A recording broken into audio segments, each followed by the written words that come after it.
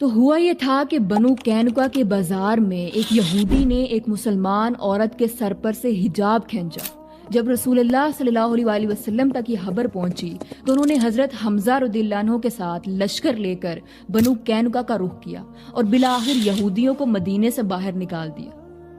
یعنی جس نبی کو ایک عورت کے حجاب اتارنے پر اتنا ناگوار گزرا کہ وہ فوج لے کر ان لوگوں پر حملہ آور ہو گئے اور انہیں بالآخر مدینے سے ہی نکال دیا، آج اس نبی کی امت کی عورتیں خود اتار اتار کر حجاب پھینک رہی ہیں۔ کتنے افسوس کی بات ہے۔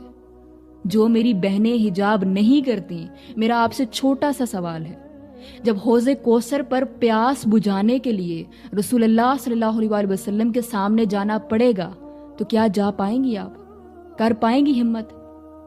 مائی ڈیئر سسٹرز، ابھی بھی وقت ہے، اللہ کے حکم کے آگے سر کو جھکائیں اور حجاب کو اپنائیں۔